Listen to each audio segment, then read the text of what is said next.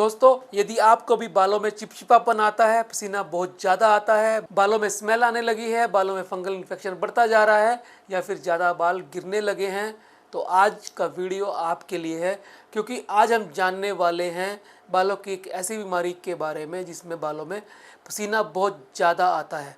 तो आज हम जानेंगे पसीना ज़्यादा आने के 5 कारण और उसका समाधान आयुर्वेदिक। तो बने रहिएगा पूरे वीडियो में मेरे साथ। दोस्तों, बालों में ज़्यादा पसीना आना केवल गर्मी के कारण ही नहीं होता। बहुत से लोगों को एसी में भी बहुत ज़्यादा पसीना आता है। इसकी वजह है शरीर के अंदर भीतर की गहराई से जुड़े 5 कारण। Number 1, hyper active sweat glands. दोस्तों, हमारी स्किन के नीचे स्वेट ग्लैंड्स यानी पसीना बनाने वाली ग्रंथियाँ होती हैं जो पसीना बनाने का काम करती हैं। जब ये ओवर एक्टिव हो जाती हैं यानी ज़्यादा पसीना बनाना शुरू कर देती हैं तो हमें बहुत ज़्यादा पसीना आता है। इस कंडीशन को बोलते हैं हाइपर हाइड्रोसिस। जिन लोगों के अंदर स्वेट ग्लैंड्स ज़्यादा एक्टिव मोड में होती हैं उनको पसीना ज़्यादा आता है। दूसरा कारण, हार्मोनल डिस्टर्बेंस। दोस्तों, जिनको थायराइड की समस्या होती है या पीसीओडी होती है या अन्य कोई हार्मोनल असंतुलन होता है, उनको भी पसीना ज़्यादा आता है। उनकी भी पसीना बनाने वाली ग्रंथियां एक्टिव मोड में चली जाती हैं और पसीना ज़्यादा लाती हैं। तीसरा कारण, गलत खान पान और शरीर में गर्मी का बढ़ना। दोस्तों, जब ज़्यादा फास्ट फूड, ऑयली, स्पाइसी, मीठा ज़्यादा खाया जाता है और पानी या उससे जुड़ी और लिक्विड कम लिए जाते हैं तब भी पसीना ज़्यादा आता है, क्योंकि शरीर के अंदर पित्त बढ़ जाता है, गर्मी बढ़ जाती है और पसीने का प्रभाव बढ़ जाता है।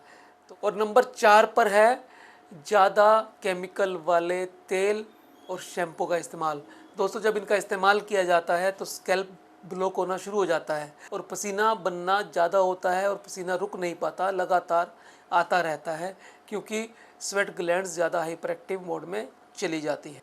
और 5वां कारण है संक्रमण और फंगल इन्फेक्शन। दोस्तों, जब पसीना ज़्यादा आता है तो फंगल इन्फेक्शन बढ़ने का डर होता है। ऐसे ही फंगल इन्फेक्शन बढ़ने से पसीना आने का डर भी बढ़ जाता है। तो ये एक विशियस साइकिल है, पसीना से फंगल इन्फेक्शन बढ़ेगा, फंगल इन्फेक्शन से पसीना बढ़ेगा। तो मोटे मोटे ये 5 कारण हैं जो ज़्यादा पसीना लाने में काम करते हैं। अब जानते हैं इलाज क्या है। दोस्तों, आयुर्वेद के अंदर इस बीमारी के अंदर पित्त शांत करने की सलाह दी जाती है। उसके लिए आपको ऑयली, स्पाइसी, मीठा कम खाना होता है, लिक्विड डाइट ज़्यादा लेनी होती है। नारियल पानी आप पिएं, पानी की मात्रा बढ़ा दें, गर्मी है तो शिकंजी पिए या फिर बेल का शरबत पिए। तो इस तरह से आप सेवन करिए। इसके साथ साथ खूब सारा फाइबर खाइए, हरी सब्जियां, फल ज़्यादा खाइए, फिज़िकल एक्टिव रहिए ताकि स्वेट ग्लैंड्स जो है ना वो तरीके से काम करती रहें और ओवर एक्टिव मोड में ना जाएं, पसीना ज़्यादा ना बनाएं। उसके साथ साथ आप त्रिफला कवात का सेवन कर सकते हैं, आंवला रस खाली पेट पी सकते हैं, वर्धनी ऑयल का इस्तेमाल कर सकते हैं। ये आपकी स्कैल्प को अच्छा रखेगा, न्यूट्रिशन भी देगा और ओवर एक्टिव जो आपकी स्वेट ग्लैंड्स होगी उनको भी नॉर्मल लाने में हेल्प करेगा।